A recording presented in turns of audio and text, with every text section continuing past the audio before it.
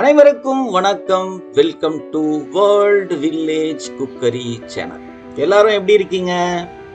நாம இன்னைக்கு செய்ய போற டிஷ் என்னன்னு பார்த்தீங்கன்னா ரவா தோசை. ஹோட்டல்ல எப்படி செய்யறாங்களோ அதே மாதிரி கிறிஸ்பியா, மொறுமொறுன்னு, கலர்ஃபுல்லா, டேஸ்டா வீட்டில் எப்படி செய்யறது அப்படின்னா நம்ம இந்த வீடியோவில் பார்க்க போறோம்.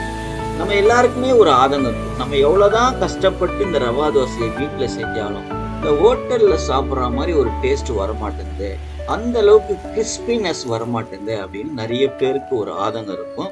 நாம் இந்த வீடியோவில் அதை எப்படி சூப்பராக செய்யறது அப்படின்ட்டு முழுசாக சொல்லியிருக்கோம். அதனால் இந்த வீடியோவை ஸ்கிப் பண்ணாமல் முழுசாக பாருங்கள். ஆக்சுவலாக ரவா தோசை நீங்கள் சங்கீதாவில் போய் சாப்பிட்டீங்கன்னா ஒரு டிஃப்ரெண்ட் டேஸ்ட்டில் இருக்கும். அதே மாதிரி பொர்ஷவாக்கம் வெல்கம் ஹோட்டலில் சாப்பிட்டீங்கன்னா அது ஒரு டிஃப்ரெண்ட் டேஸ்ட்டாக இருக்கும். ஆனால் 2 ஹோட்டல் மாஸ்டரும் அதில் சேர்க்குற பொருள் பார்த்திங்கன்னா 3 பொருள் தான்: அரிசி மாவு, ரவை, மைதா.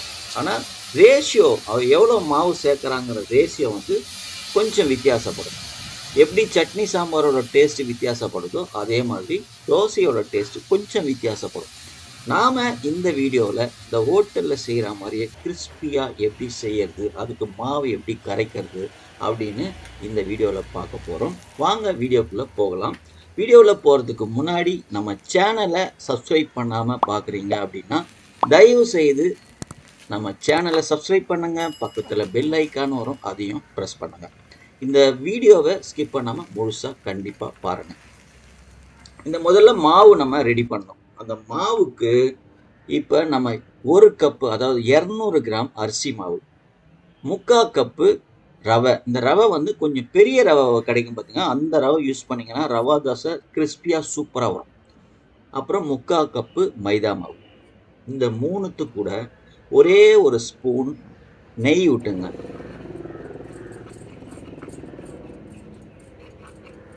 இதை நல்லா மிக்ஸ் பண்ணிங்க. இந்த நெய் ஊற்றி கலந்துட்டு நம்ம தோசை பார்த்தோம்னா சூப்பராக இருக்கும். அப்புறம் துருவுனா கொஞ்சம் கேரட்டு, தேவையான அளவு உப்பு, 1 ஸ்பூன் ஜீரகம், 1 ஸ்பூன் மிளகு, பொடியாக நறுக்குன இஞ்சி, பொடியாக நறுக்குன ஒரே ஒரு பச்சை மிளகா, பொடியாக நறுக்குன கருவேப்பிலை, அப்புறம் கொத்தமல்லி, கொஞ்சம் போல் பெருங்காயத்தூள். இதை முதல்ல நல்லா மிக்ஸ் பண்ணிப்போம். தண்ணி ஊற்றாமல் முதல்ல நல்லா மிக்ஸ் பண்ணிடுங்க.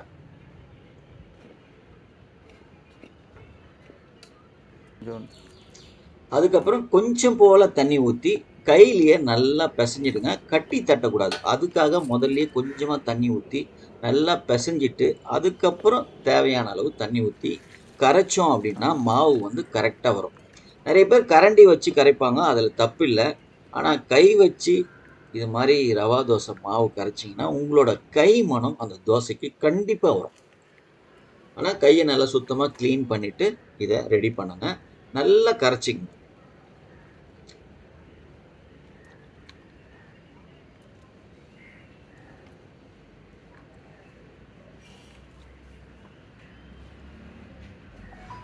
ஓரளவுக்கு நல்லா தண்ணியாகவே கரைச்சிட்டு இதை ஒரு 1/2 மணி நேரத்துலேருந்து 3/4 மணி நேரம் நம்ம மூடி வச்சிட போகிறோம்.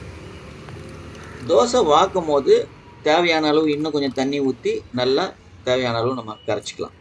இது ஒரு 1/2 மணி நேரம் இல்லை 3/4 மணி நேரம் நல்லா ஊறட்டும். இது மாதிரி இருக்கும் பாருங்கள். மாவு எப்படி இருக்குது பார்த்தீங்களா, கலர்ஃபுல்லாக. 3/4 மணி நேரம் ஆயிடுச்சு. இப்போ நம்ம அடுப்பு பற்ற வச்சுக்கலாம்.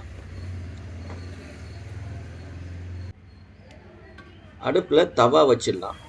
இப்போ வீட்டில் செய்கிறதுக்கும் ஹோட்டலில் செய்கிறதுக்கும் ஒரே ஒரு வித்தியாசம், தவா வித்தியாசப்படும்.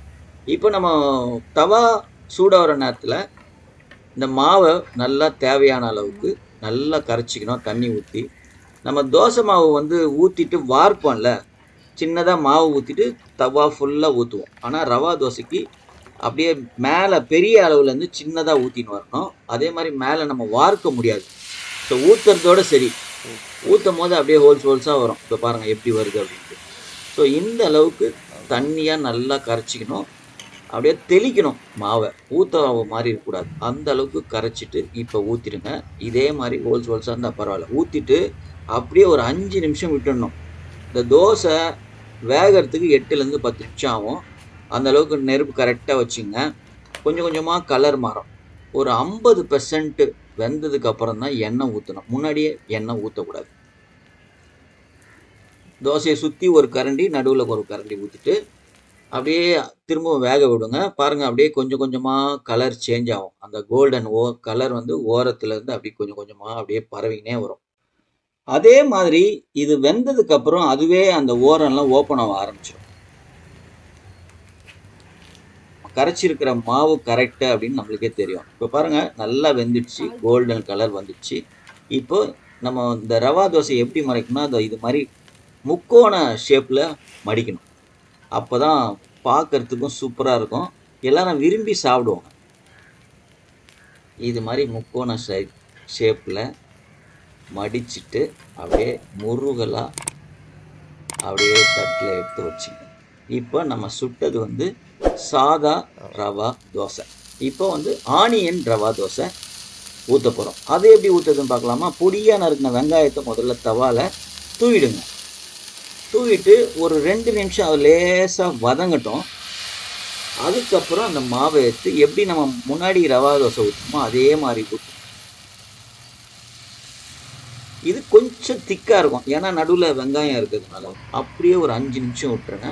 5 நிமிஷம் கழித்து 2 கரண்டி எண்ணெயை எடுத்து தோசையை சுற்றி ஊற்றிடுங்க. மேலேயும் கொஞ்சம் ஊற்றிடுங்க. அதே டைப்பில் கரெக்டாக நல்லா கொஞ்சம் கொஞ்சமாக வேக வேக வேக வேக அந்த தோசையோட ஓரம் வந்து அப்படியே ஓப்பன் ஆக ஆரம்பிக்கும். நம்மளுக்கு தோசை எடுக்கிறதுல பிரச்சனையே வராது, மாவை கரெக்டாக கரைச்சிட்டிங்கன்னா.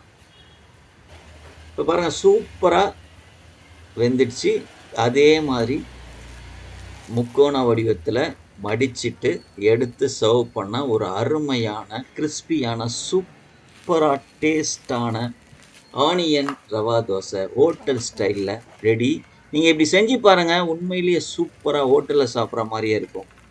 இந்த அருமையான hotel style onion rava plain rava தோசையை உங்கள் வீட்லேயே செஞ்சு பாருங்கள், சாப்பிட்டு பாருங்கள், சந்தோஷமாக இருங்க. உங்கள் வீட்டில் செஞ்சு பார்த்துட்டு எப்படி இருந்ததுன்னு கமெண்ட் பாக்ஸில் கமெண்ட் பண்ணுங்கள். உங்களோட ஒவ்வொரு கமெண்ட்ஸும் எங்களுக்கு ரொம்ப ரொம்ப ரொம்ப முக்கியம். இந்த வீடியோ பிடிச்சிருந்ததுன்னா ஒரு லைக்கை ஒன்று போடுங்க. இந்த வீடியோவை உங்கள் நண்பர்களுக்கும் உறவினர்களுக்கும் ஷேர் பண்ணுங்கள். முக்கியமாக நம்ம சேனலை சப்ஸ்கிரைப் பண்ணுங்கள். பக்கத்தில் ஒரு மணி பட்டன் ஒன்று வரும், அதை ப்ரெஸ் பண்ணுங்கள். அதை ப்ரெஸ் பண்ணிங்கன்னா நாங்கள் எதிர்காலத்தில் போடுற எல்லா வீடியோவும் உடனுக்குடன் உங்களுக்கு வந்து சேரும். மீண்டும் அடுத்த வீடியோவில் பார்க்கலாம். நன்றி, வணக்கம், பபாய்.